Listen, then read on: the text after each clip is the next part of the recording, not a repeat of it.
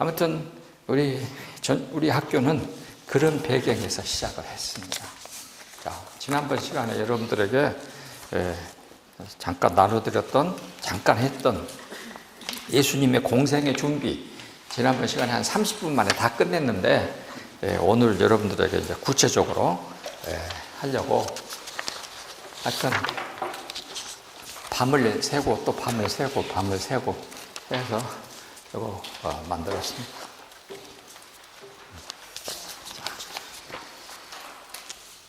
예수님의 공생의 준비는 거기 보면은 2페이지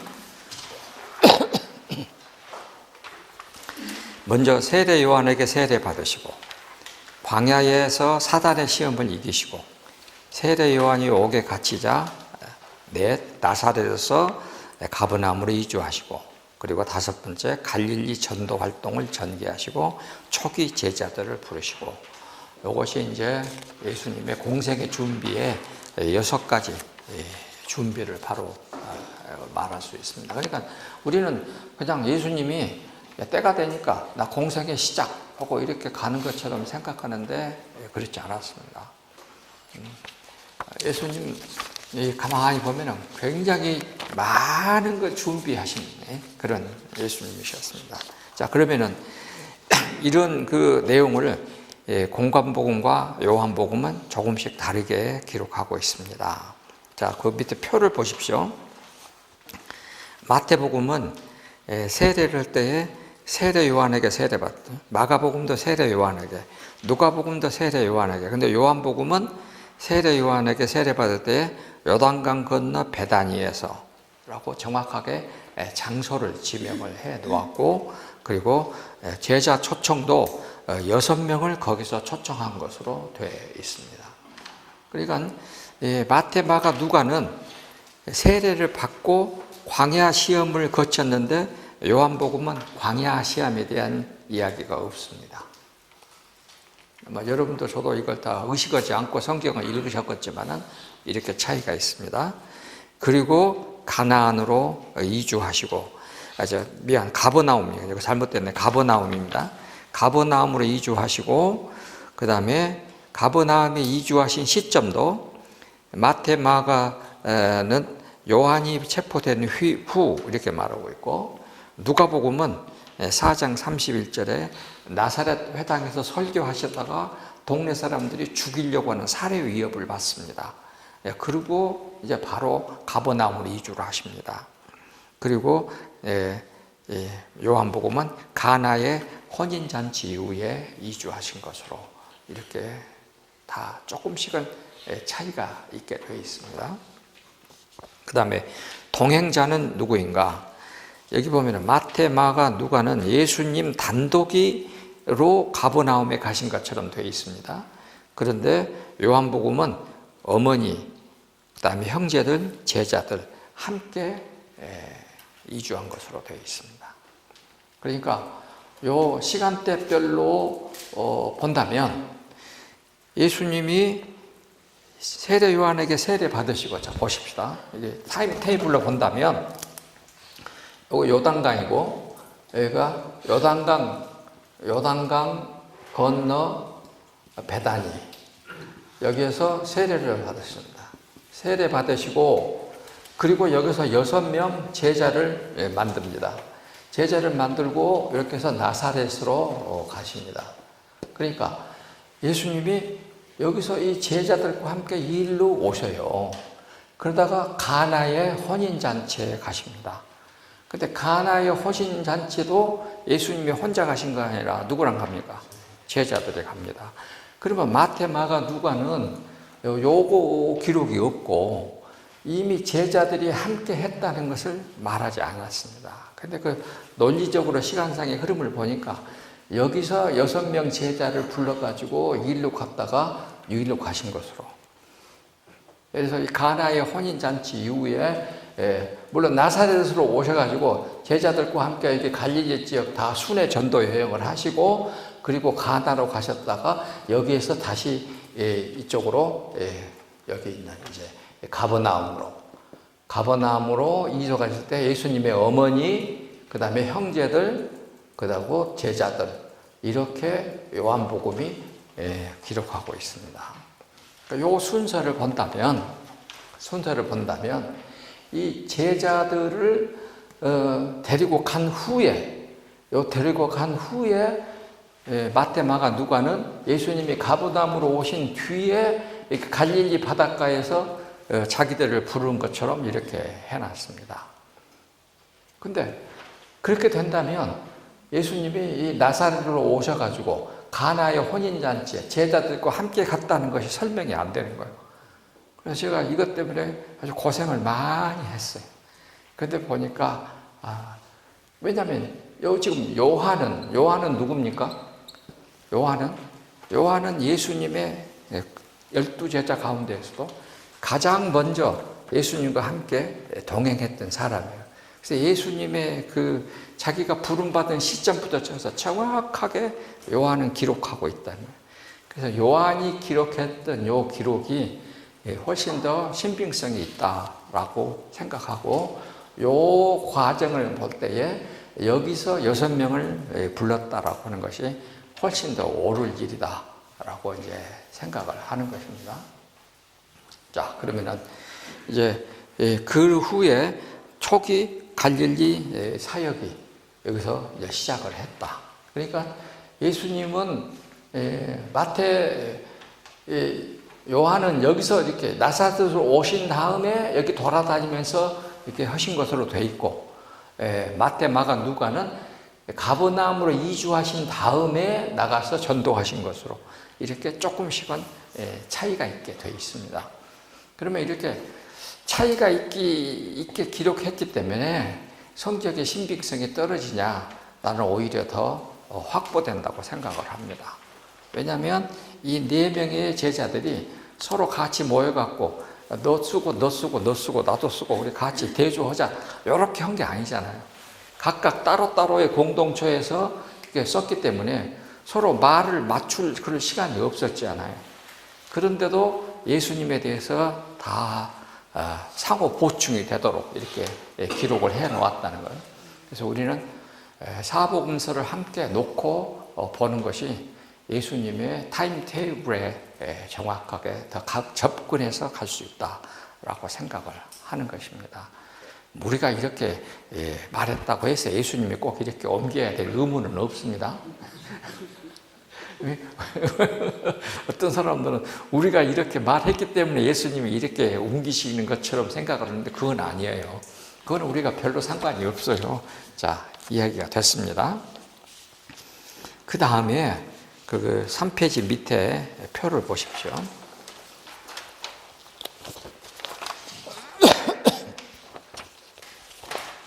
(3페이지) 밑에 보면은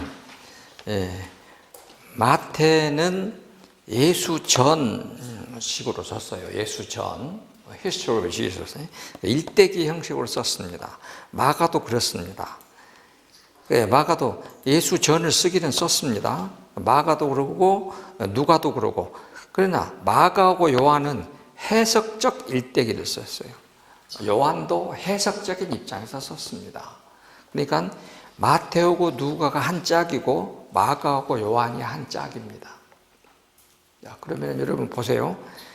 마태는 유대인이요, 누가는 헬라인이요, 마가는 어찌 됐습니까? 아마 나는 보기에 마가는 로마인 신분을 가졌을 것으로 생각을 합니다. 왜냐하면 당시 로마 속에, 예루살렘 속에 유대인들 가운데 로마인 신분을 얻는 사람이 굉장히 많았거든요. 그러니까 마가의 집은 부자였고 충분히 그럴 수 있었을 것이라고 생각을 해봤습니다. 이것도 우리가 그랬다고 했기 때문에 로마인 되는 건 아니고 이렇게 생각을 해봤다 이 말입니다. 이것이 훨씬 더 성경을 이해하는 데 가깝기 때문에. 그리고 요한은 유대인이었습니다. 그러면 이 신급을 보면은 마태는 12제자, 직제자였는데 마태가 제자로 포함된 시간은 예수님 공생의 1년 반쯤, 제2차 공생의 중간쯤이에요. 한참 뒤입니다. 그 다음에 누가는 이방인으로서 평신도 사역자였고 이 사람 마가는 유대인으로서 평신도 사역자인데 신부는 유대인이었고요. 그래서 이 유대인으로서 평신도 사역자였고, 그 다음에 요한은 12제자 중에 가장 먼저 했던 초기 4명 제자 중에 한 사람이었습니다. 그래서 가만히 보세요. 마태는 직제자, 누가는 이방인, 마가는 평신도, 그런데 대상은 로마인을 대상으로, 이방인을 대상으로 쓰고, 요한은 유대인을 대상으로 글을 썼습니다. 이렇게 해서 직제자 한 사람하고 평신도가 한 짝이 되고, 또 직제자 한 사람하고 평신도가 짝이 되어서 썼다. 이것이 얼마나, 지금 우리가 구성을 이렇게 하려고 해도 힘들 텐데 이렇게 짜졌다라고 하는 것이 최근에 알게 됐습니다. 그다음에 마태는 가버나움, 누가는 안디옥, 마가는 예루살렘, 요한은 벳세다 가버나움.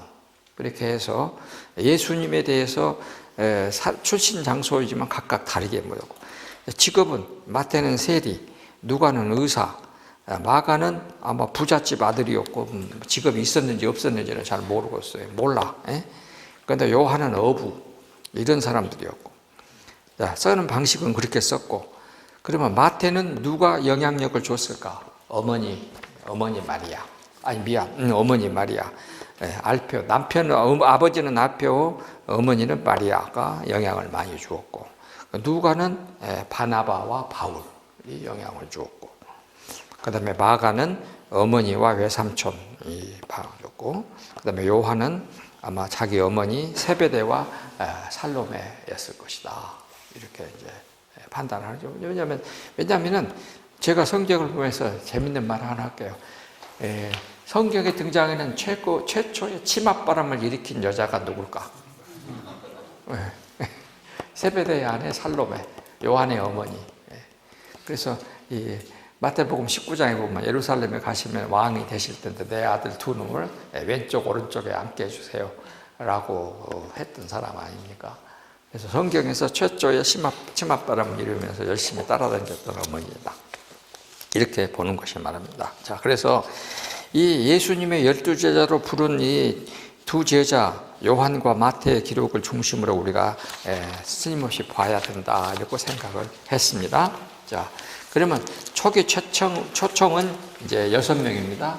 그런데 마태, 마가, 누가는 예수님의 세례받는 것하고 제자 초청을 각각 분리해서 기록을 해놨는데, 요한복음은 한꺼번에 같이 그 같은 동시점에 이루어진 것으로 이렇게 기록을 해놓았다라고 하는 것입니다. 그래서 요한이 훨씬 더 맞다. 자, 세례 요한, 이렇게 세례받는다. 성경에서 가장 안타까운 인물이 세례 요한입니다. 쭉 계속 나오니까 이제 있는데, 지금 여기 모세 아므람과 요게벳, 여기가 이제 여기가 아론, 그 다음에 모세, 그리고 미리암. 미리암은 여자니까 순서 얘기한 거 없습니다. 그리고 여기에 이스할에서 이게 고라, 이렇게 이제, 그러니까 요 위에는 이제, 그래서 아론과 모세, 그 다음에 여기 고라, 이런 전부 다, 여기는 친형제가 아니고 여기는 사촌간이고, 이렇게 해서 성경의 족보가 시작을 합니다. 자, 그러면은 지금 여기 위에 고핫을 낳고, 레위는 고핫을 낳고 쭉 해가지고 이스라엘은 고라를 낳고, 자 보십시오. 가운데 야곱의 셋째 아들 레위는 고핫을 낳았고, 고핫은 이스라엘을 낳고, 이스라엘은 여기 고라를 낳고, 이렇게 볼 때에 서로 사촌간이고, 여기에서 누가 나오느냐? 엘가나가 사무엘상에 나오는 누굽니까? 사무엘상 1장에 나오는 한나의 남편이죠. 여기가 지금 한나입니다. 기도해야 하는 어머니 한나. 그래서 여기서 누가 나오느냐? 사무엘이 나오죠. 사무엘에서 그 다음에 누가 나오느냐? 지금 우리가 알고 있는 사무엘과 요엘, 그 다음에 여기에 아비야. 아비야 반열에 여기서 누가 나오느냐? 세례 요한. 그러면은 여기에 누가 사가랴. 사가랴가 나오고 여기에 부인이 엘리사벳. 엘리사벳이 나오고 엘리사벳은 누구의 후손이냐? 여기는 아론의 후손이다. 이렇게 이어집니다. 그래서 이 사가랴하고 엘리사벳에서 세례 요한이 나왔습니다.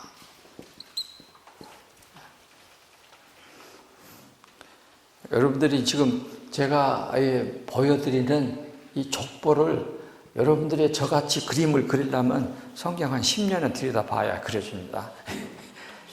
안 그려져요, 이것이. 근데 요 족보를 그릴 줄 모르면 이게 예수님이 이해가 안 되는 거예요. 다시 한번.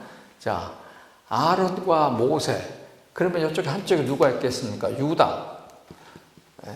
유다가 있지 않겠습니까? 그러니까 유다 가문이 쭉 있고, 아론의 가문이 있고, 모세 가문이 있고. 그래서 아론 가문에서는 쭉쭉쭉 해서 나중에 여기가 사독도 나오고 뭐 쭉 해서 아론 가문. 그 다음에 이제 모세의 부인은 누굽니까? 이방 여자? 미디안. 예? 미디안 여자인데. 십보라. 예? 십보라하고 결혼해가. 미디안 여자. 해가지고 여기서 게르솜이 있고, 그 다음에 아이고, 그 동생이 얼른 이름이 생각이 안 나네. 예. 이렇게 해서 요 모세의 족보는 여기 사사기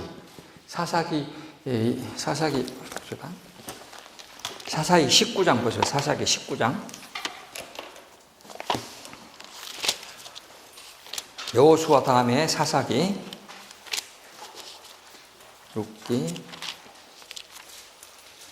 룻기 앞에 사사기. 자, 거기 보면은요, 18장, 사사기 18장 보면은, 거기 단 자손이라고 나오죠. 여러분 성경 읽으면 단 자손이라고 나옵니다. 그래가지고 거기 30절에 단 자손이 자기들을 위하여 그 새긴 신상을 세우고 모세의 손주하여 게르손의 아들인 요나단을 자기들의 제사장으로 세우더라. 그렇게 말하고 있습니다. 그러니까 모세, 게르손, 그리고 여기서 요나단이 나왔는데 요나단은 단지파 제사장이 되었다. 그리고 여기서 끝이요. 모세의 후손은 성경에 여기서 기록이 끝나버려요. 다시는 나오질 않습니다. 왜 그랬을까 생각하면 모세는 부인이 누구요? 이방 여자. 이방 여자라고 해서 여기서 끝나버리고 그래서 모세는 그 위대한 일을 했지만은 자손으로는 이어지지를 못했습니다. 그런데 아론의 부인이 여기 유다 지파 성경에 나오는 이제 유명한 유다는 누구를 낳고? 창세기 38장에 보면 자, 룻기서 봅시다. 룻기서 4장. 자, 룻기서 4장에 보면은 베레스를 낳고, 그래서 유다는 베레스를 낳고, 유다는 다말에게서 누구를 낳고? 베레스를 낳고, 베레스는 헤스론을 낳고, 헤스론은 람을 낳고, 람은 암미나답을 낳고, 암미나답은 살몬을 낳고, 살몬은 누구에게서? 라합에게서 이제 누구를 낳고? 나손을 낳고. 나손. 이 나손의 여동생 엘리세바가 뭐가 되냐면은 여기 아론의 부인이 됩니다. 아론의 부인이 엘리세바야. 여기 나손의 여동생이야. 그러니까 아론에게는 뭐가 있냐면은 자기는 레위 지파이고 이지만은 여기는 유다 지파 부인하고 결혼을 했습니다. 그래서 아론은 이렇게 해서 이렇게 이어집니다. 그래서 레위 자손들은 나중에 아론은 그 자기 큰아들 엘리아살, 그다음에 엘리아살 비누하스 이렇게 해서 쭉 제사장 족보가 이어집니다. 그러니까 구약 성경을 여러분들이 보시면 유다 지파하고 그다음에 레위 지파하고 항상 두 지파가 이렇게 연결되어 있습니다. 지금 내가 하는 말을 성경을 구약 성경을 읽으신 분들은 저렇게 연결해서 설명해 주니까 너무 기분이 좋고, 보통 사람은 뭔 말인지 하나도 모르는데 왜 저렇게 저런 말을 해야 된대 또 이렇게 생각하고 그래요. 지금 내가 보니까 여러분들 그래 지금. 근데 이게 중요하니까 하는 말이에요 지금. 그러면 뭐요? 여기서 지금 예수님이 나온다고, 그러면 예수님에게는 유다 지파로서의 왕의 선지자의 역할이 있고, 레위 지파의 후손으로서 제사장의 역할이 있고, 그래서 예수님은 왕, 선지자, 제사장의 역할을 한꺼번에 다 가진 사람이라 이거예요. 그래서 이 족보가 유다 지파하고 레위 지파가 항상 겹치면서 예수님의 족보로 이어지는 것입니다. 자, 이 족보입니다. 그래서 사가랴는 그 고라의 후손들 중에 이렇게 쭉 했는데, 얘가 고핫인데, 이 고라로 이렇게 이어지는, 고라는 누굽니까? 민수기 16장에 보면은 모세를 반역을 했던 반역자. 여기는 반역자였어요. 그래서 고라는 그냥 죽습니다. 고라는 죽고 250명이 한꺼번에 죽고, 그 자식들은 살아남아요. 고라의 자손들은 살아남아. 그래서 여기서 이렇게 자손들이 이어지고, 그래서 아비야 반열에 사가랴가 나오고, 거기서 엘리자벳이 나오고, 아론과 함께 결혼해서 아론의 자손으로 세례 요한이 나왔다. 그러면은 결국은 요 족보의 이야기는 우리에게 뭘 의미하느냐? 세례 요한의 족보는 따지고 보면 제사장 라인에서 한쪽으로 비켜선 라인이에요. 제사장의 오리지널 족보가 아니고 약간 사이드에 있는 족보에서 세례 요한이 나왔어요. 그래서 이 세례 요한이 여기서 나온 예수님의 이 제사, 요 관계와 함께 이어지니까 결국은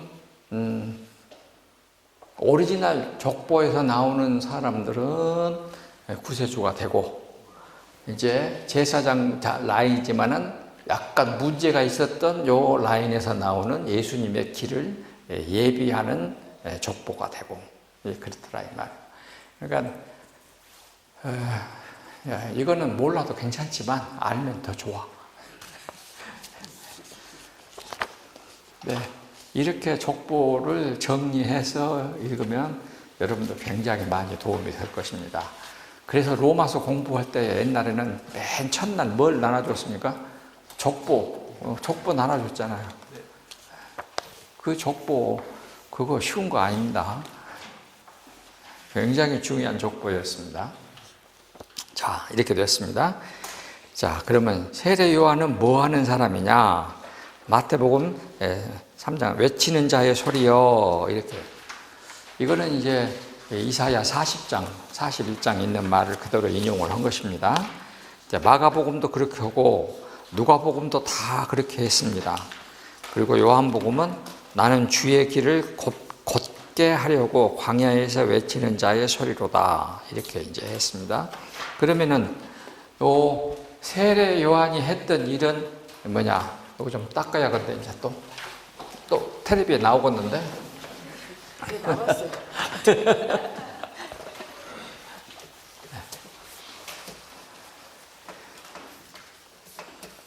신발 닦니까 나왔어요. 예.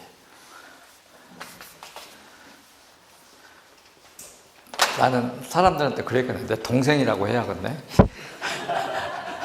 안 그러면 또 오해할 줄 모르니까 내 동생이라고. 자, 세례 요한은 이런 족보에서 왔는데, 세례 요한은 지금 그 밑에 이제 외치다, 소리내다, 다듬다 이렇게 해서 내가 그 헬라 원어를 좀 써놨어요. 나는 외치는 자의 소리다가 헬라어에 부르다, 소리치다, 외치다. 그 다음에 바로 하다, 곧게 하다. 이거 이제 바로 하다, 바르게 하다, 일직선 되게 하다 하는 것입니다. 그 다음에 트리부스는 큰 길, 길도 큰 길을 만든 사람이다. 이렇게 해서 세례 요한은 예수님이 다니실 수 있는 큰 길을 만드는 사람이었다. 그러면 무슨 얘기냐면은 유대주의는 이렇게 됐다. 이게 골짜기가. 그러면 세례 요한이 오셔갖고 유대주의를 딱 싹둑 깎아서 이렇게 평탄하게 만들고 또 그를 평탄하게 깎아서 만들고 그래서 예수님이 다니실 수 있는 유대주의의 굴곡진 것을 평탄케 하는 작업을 했다. 그래서 성경은 그렇게 하고서 세례 요한이 이렇게 한 것이 뭐냐? 회개, 독사의 새끼들아 하면서 자기를 찾아왔는데 세례 요한을 찾아온 사람들은 누구 찾아왔느냐?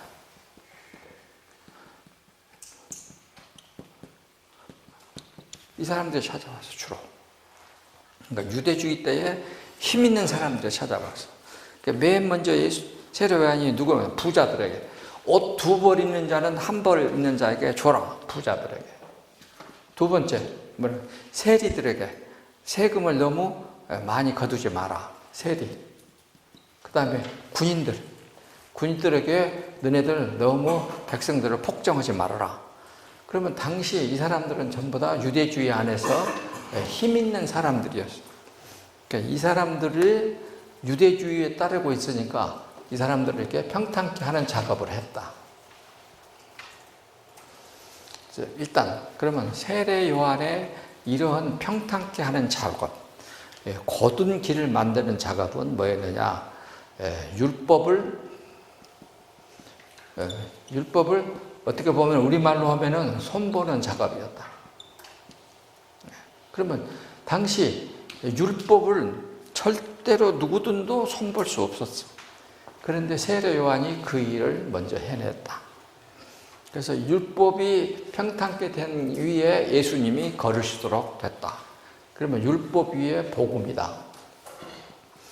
복음이 걸을 수 있도록 율법을 평탄케 했던 일을 했다. 그래서 거기 보면은 거기 다 나와 있습니다. 5페이지 이제 끝났습니다. 자, 6페이지로 갑니다.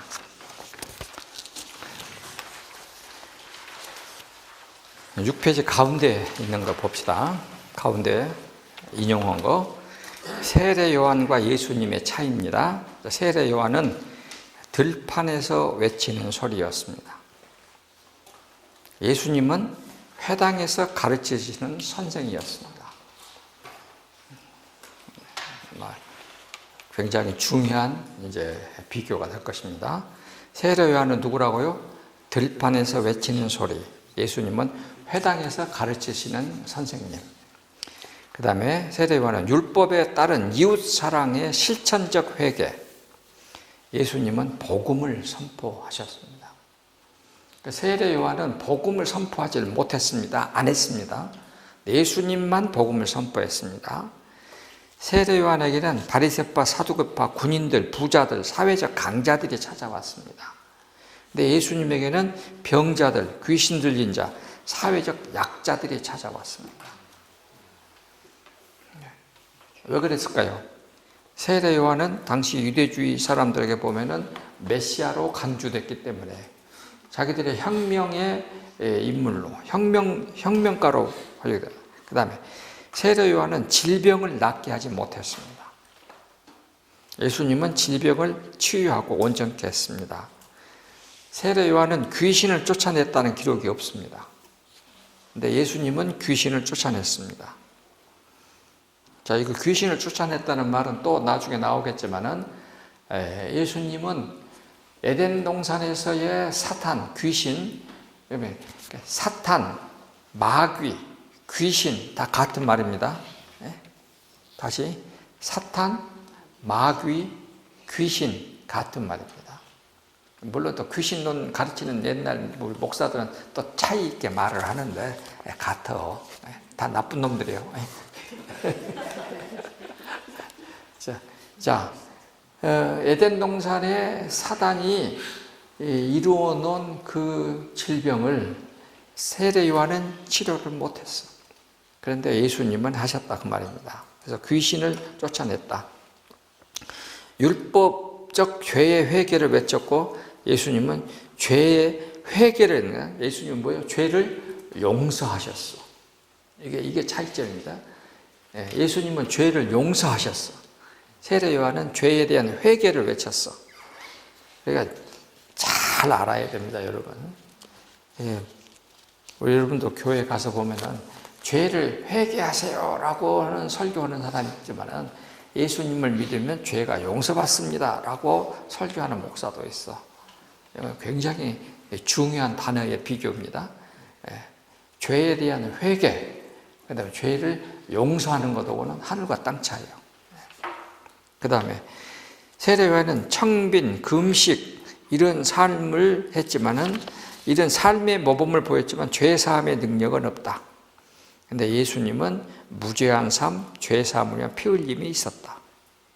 그러니까 세례 요한에게는 청빈, 금식이 있었지만 예수님에게는 피 흘림이 있었다. 그 다음에 그리스도인가라는 의구심을 갖게 했지만 그리스도라고 하는 일말의 의심도 없는 자가 예수님이시다 라고 했어요.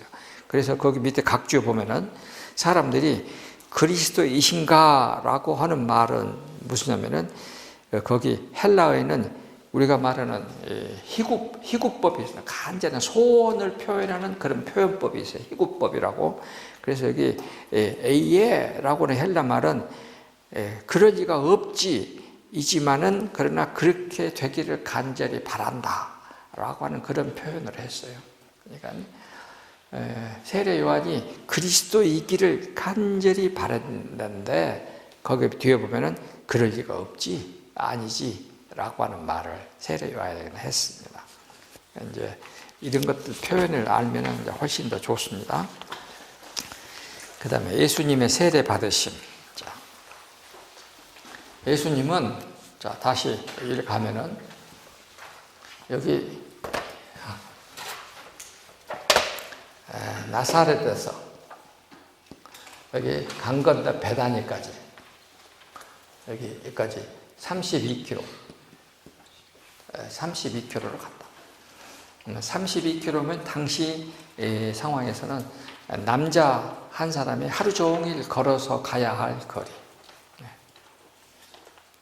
그러니까 우리가 평탄한 길로 가면은 우리가 보통 하루에 4km 걷는다고 하지만은 4km는 아주 1시간에 4km 이렇게 하면은 하루를 가는데 유대 나라 땅 여러분이 알죠? 더운 여름에 더운 이 무더운 날씨에 32km는 굉장히 먼 거리를 이제 가는 것이었습니다. 세례 받으러 가셨다. 그러면은 이 베단이라고 하는 지역의 이름의 뜻은 가난한 자의 집이란 뜻이고 예수님에게 이제 기도하셨다라고 말하고 있습니다.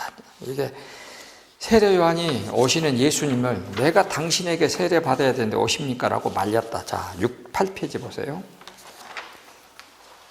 마태복음은 요한하고 예수님하고의 대화를 나누고 있습니다. 요한이 말려 내가 당신에게 세례 받아야 할 텐데 당신이 내게로 오십니까? 라고 그러니까 예수님은 이제 허락하라. 이렇게 하여 모든 의를 이루는 것이 합당하니라 그랬고 요한복음은 요 세례 받기 전에 대화가 요한복음은 없습니다. 그러니까 이 비교가 되는 거죠. 요한복음은 없습니다. 그냥 요한은 예수님에게 세례를 베풀고 보라 세상 죄를 지고 가는 하나님의 어린 양이다. 그 사람은 나보다 먼저 계신 자다. 나는 그 사람을 이스라엘에게 나타내려고 여러분들에게 세례를 부른 중이다. 그러니까 세례 요한은 길을 평탄케 하고 이런 데 대한 말은 안 했어요. 이사야서를 인용을 안 했어. 그런데 나는 그 사람을 이스라엘에게 드러내려고 하는 사람이다 라고 하는 것으로 자기가 예수님의 길을 평탄케 하는 자다 라고 표현을 했습니다. 조금씩 차이가 있습니다. 자, 여러분 세례 지난 시간에 이걸 했었으니까 거기 다운포 인용했던 8페이지 밑에 아마 예수님은 세례를 받았다는 말을 내가 말로 많이 했지만 이렇게 요약을 해봤습니다. 나 예수는 하나님의 아들이지만 이제는 사람의 아들이야.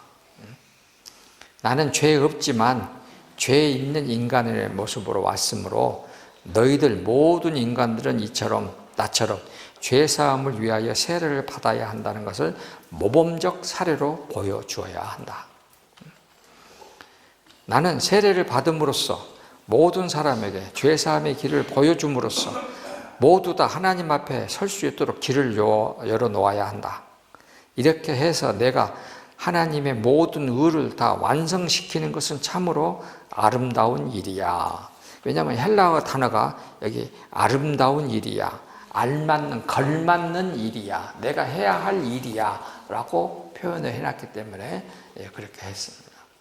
그러니까 헬라어를 알면 훨씬 더 이제 성경의 의미에 더 가까이. 나는 지금 이렇게 세례 요한 너한테 세례 받는 것이 내가 꼭 해야 될 나에게 걸맞은 일이야. 그러니까 너는 나를 세례해야 돼. 이렇게 얘기를 하는 것입니다. 그러니까 너가 나를 세례하는 것도 너가 꼭 해야 될 너에게 지금 걸맞는 알맞는 너에게 꼭 해야 될 일을 하는 것이야. 이렇게 이제 말을 하고 있습니다. 자, 그러면 예수님이 세례를 받으셨다는 것은 뭐냐? 거기 8페이지 밑에 세 번째 줄에 예수님이 자기를 하나님의 아들이 사람이 되셨다라고는 공개적 선포인 것입니다. 이건 예수님이 지금 공개적으로 처음으로 하나님의 아들이 사람이 되었다라고는 선포요. 오픈 디클레레이션이야. 나는 이제 모든 사람들에게 하나님의 아들이 사람이 되었다라고 하는 것을 알리는 것이다. 그 다음에 그 오른쪽으로 가서 이 해석에 대해서 예수님께서도 그래 맞아. 나도 너희들처럼 시험을 받은 연약에 휩싸여 있으므로 너희들 무식하고 미혹한 자들을 능히 용납할 수가 있어. 예수님이 인간이 되셨기 때문에 인간들이 죄 짓는 자들을 용서하시려면 예수님이 먼저 인간의 모습으로서 인간의 연약에 쌓이는 것입니다. 그러나 너희들도 나처럼 세례는 꼭 받아야 라는 엄중한 경고이시다. 세례라고 하는 것은 죄 없이 하려면 누구든지 이 과정을 다 겪어야 한다는 것이죠. 그래서 이 세례 요한은 주변에 있는 사람, 특히 예루살렘과 바리새인들을 향하여 온 제사장 레위인들을 향하여 하나님께서 자기 아들을 죄 있는 인간의 육신의 모양으로 보내서 육신의 정을 써 로마서 8장 3절과 4절을 이렇게 강력하게 선포하시는 것입니다. 그래서 이제는 죄 있는 인간의 율법은 육신으로 말미암아 연약하여 할 수 없는 것을 8장 3절 로마서 인간은 육신으로 말미암아 연약하여 할 수 없는 것을 인간의 모습으로 오신 육신을 가지고 오신 예수님만이 이것을 할 수 있다라고 하는 것을 보여주는 것이다. 세례 요한의 세례는 죄 있는 인간들을 구원하기 위하여 또 우리 모든 인간들에게 너희들은 육신을 가진 인간이어서 도저히 율법을 못 이기지만 나를 따라서 세례받으면 죄가 없어질 수 있어 라고 하는 것을 말씀하시는 것입니다. 그 다음에 이같이 하여 모든 의를 이루는 것은 뭐냐? 자, 이같이 하여 하는 것은 지금 이렇게 하여 모든 의는 율법의 의는 완성 100% 행함 이럴 때만 의요. 그런데 이제는 죄인들도 이것은 불가능하기 때문에 어떻게 믿음의 의, 믿음 의의 시대가 열렸음을 지금 말하는 것이다. 자, 어제도 우리가 그런 말을 했습니다. 이제 로마서는 뭐라고 표현하냐면은 율법의 용도는 뭐냐? 율법의 용도는 율법으로서 우리를 죽이는 것입니다. 내가 죄인이라고 하는 것은 알게 하는 거예요. 자, 갈라디아서 2장 봅시다. 고린도후서 갈라디아서 2장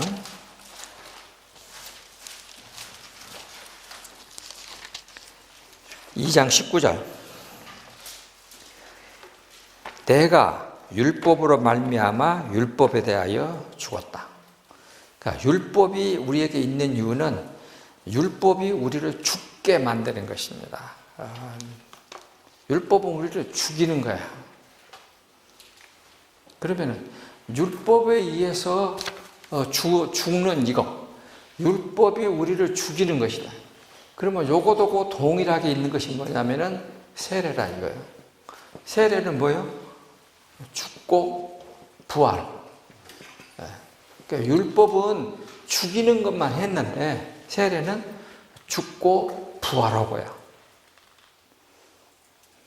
율법이 할 수 없는, 세례는 죽이고 율법도 죽이고 율법이 할 수 없는 것은 부활은 못 시켜. 근데 세례를 받으면 죽고 부활하고까지 간다 하는 것을 하는 이런 이제 구도예요. 여러분들 굉장히 지금 신앙이 깊어지고 신학적으로 지금 해석적으로 굉장히 높아지는 것입니다.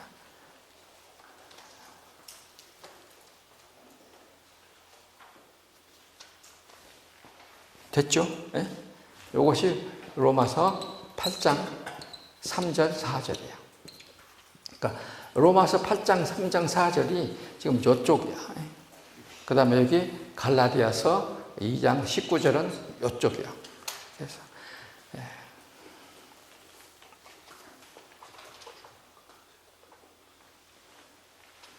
지금 로마서 쭉 공부 몇 번 해보신 분들은 눈이 번쩍한 것 같아. 지금 가만히 보니까 이렇게 해서 율법은 우리를 죽이는 것만 했어. 근데 세례는 우리를 죽이고 살려. 그것을 우리에게 보여주시는 것입니다. 그래서 이 사람을 죽었다가 살리는 것은 보면은 그 가운데 줄로 내려오면은 이같이 하여 너가 나한테 세례를 베푸는 것이 옳다 하는 말은 뭐냐면 내가 거기 두 번째 단락 맨 밑에 이제 율법주의자들에게 율법의 시대는 끝났다는 뭐다고 전쟁을 알리는 선전포고입니다. 전쟁 개시 선전포고야. 예수님의 세례는 율법주의자들에 대한 선전포고를 하는 거예요. 지금 전쟁 시작 하는 겁니다. 내가 말도 잘했어. 가만히 보니까. 그 다음에 그 다음 문장이 뭐예요? 얼마나 아름다운 거룩한 동행인가. 사람의 여자가 낳은 아들오고 하나님이 낳은 아들오고 그래서 사람과 하나님이 함께 지금 우리 구원으로 가는 것입니다. 그래서 거기 보면은 레위 지파가 세 번째 줄에 그 세 번째 단락의 세 번째 레위 지파가 손에 쥐고 있었던 통치권, 통치권이 이게 헬라 말이 뭐냐면 헤게모니아. 이거 헤게모니아입니다. 그렇게 읽을 때 이것을 헤게모니아라고 읽습니다. 우리가 말하는 헤게모니, 통치권, 지휘권, 통솔권 이걸 다 쥐고 있었는데 유다 지파의 아들 예수님에게 의해서 이것이 개혁됨으로써 완성된다는 것을 보여주는 행위 예언이다. 그러니까 레위 지파는 어디를 차지하고 있습니까? 예루살렘 성전을 차지하고 있어. 그래가지고 율법을 손에 쥐고 이스라엘 백성들을 헤게모니아 꽉 붙들고 있었어요. 이렇게. 그런데 이제 유다 지파의 아들 예수님이 오셔서 뭐 하는 거예요? 우리를 이 유대주의의 헤게모니에서 자유롭게 해주는 것이다. 그러니까 이것이 세례는 구원에 대한 행위 예언이다. 그 다음에 세례는 예수님이 마지막 것 단락에 세례 받으심은 아담의 후손으로 사람의 아들로 태어난 우리도 하나님의 아들을 만남으로써 요한이 말한 것처럼 성령의 세례를 받아 죄사함의 은총을 받을 수 있다는 희망을 말하는 것이다. 이건 우리 죄인들도 희망이야. 그래서 이제는 죄인을 죄 없는 것으로 여겨주시는 은총에 누릴 수 있는 길이 열렸던 것이다. 그러니까 세례는 뭐냐? 복음의 문이 열리는 위대한 테이프 커팅 세레머니다. 어디서 이렇게 영적인 말이 나왔는가 모르겠어요. 이렇게 아름다운 말이 나왔어요. 예수님의 세례 받으면 뭐냐? 지금 이제 복음의 문이 열리는 위대한 테이프 커팅 세레머니야. 문 열고 들어가시는 것이다. 세례는 또 하나 뭐냐? 내가 빠뜨렸는데 앞에 것은 예수님은 이 세례를 받음으로써 구세주로서 화려하게 뭐 하시는 거다? 데뷔하시는 거다. 그래서 데뷔다. 예수님의 등장이에요. 데뷔하시는 거예요. 아이돌 예수님이에요. 세례 요한이 아이돌이었는데 아이돌 세례 요한은 사라지고 새로운 아이돌이 등장하는 거예요. 데뷔하시는 거예요. 이게 지금 세례다. 교회 가서 청년들에게, 중고등학생들에게 이렇게 설명하면 얼마나 편하겠어. 그냥 알아듣지 않거든. 목사님들이 공부를 해갖고 너무 어렵게 가르치려고 그래. 이렇게 쉬운 말로 해도 얼마나 은혜로운데. 세례는 뭐냐? 예수님의 새로운 아이돌로 등장하시는 데뷔다. 테이프 커팅 세리머니다. 마귀하고 싸움을 선전하시는 선전 보고문이다. 유대주의는 끝났다라고 하는 이제 것이다. 이렇게 다 말하는 것이다. 엄중한 경고다. 됐어요.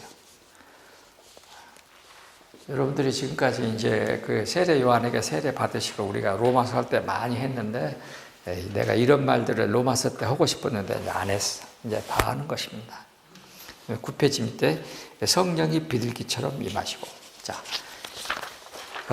세례 요한에게도 분명히 성령이 임하셨습니다. 자, 세례 요한이 소속되어 있었던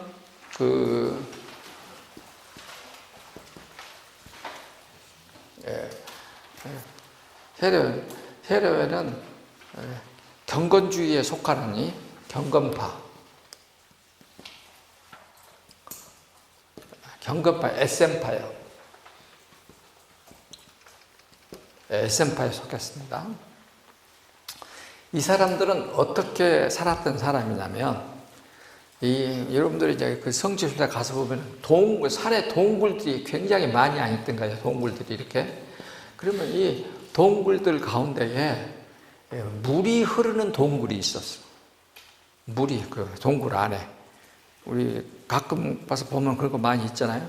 그러면 물이 흐르는 동굴 속에 이 사람들은 공동체 생활을 하는 거예요. 그래가지고 하루에 최소한 3번씩 아침, 낮, 저녁으로 목욕을 해. 그렇게 해서 자기의 죄를 씻는 거예요. 세례. 그러니까 세례 요한은 이것에 익숙해져 있는 사람이야. 근데 예수님의 세례는 뭐요? 이거 날마다 안 오고 날마다 3번이 아니고 딱 한 번 끝내는 거예요. 그리고 숨어서 하는 것이 아니고 요단강에서 공개적으로 딱 한 번으로 끝내는 거예요. 그래서 SM파의 세례는 아주 수없이 반복적으로 하는 그런 세례였다면 우리가 예수님에게 받는 세례는 딱 한 번으로 끝내는 세례다. 그것도 공개적으로. 그래서 그것도 우리는 뭐냐? 예수를 뭘로 고백한다고? 그리스도로 고백함으로써 끝내는 것이다. 근데 여기는 아니야. 여기는 날마다 죄를 씻어야 돼. 또 아침에 오고, 또 점심 때 오고, 저녁에 오고, 또 오고. 그러면서도 죄가 씻음 받았다라고 하는 그런 확신과 믿음도 없이 평생 동안 저렇게 살아야 하는 것이 SM파였어. 그러니까 당시 유대 사회에서 SM파처럼 살아가는 것도 굉장히 고귀한 삶으로 인식됐을 뿐이야. 그런데 죄는 없이 하지를 못했다. 근데 예수님이 오셔가지고 이제 죄 사면에 대한 선포를 하는 거야. 전혀 새로운 세상이 됐다라고 하는 것을 말해주는 것입니다. 그러니까 세례는 세례 요한의 시대가 끝나고 예수님의 시대가 왔음을 알리는 거다. 그러면 세례 요한이 끝났단 말이 성경 어디에 있다고? 수없이 했는데. 세례 요한은 모든 선지자와 율법은 누구까지다? 세례 요한. 몇 장 몇 절이요? 그것을 알아야지. 마태복음 11장 13절.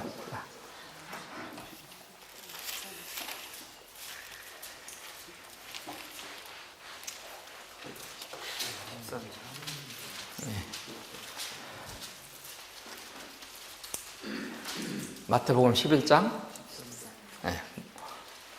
모든 선지자와 율법은 언제까지니? 세례 요한 때까지니. 그러니까 요한에게서 몇 것 하나. 마태복음 11장 13절.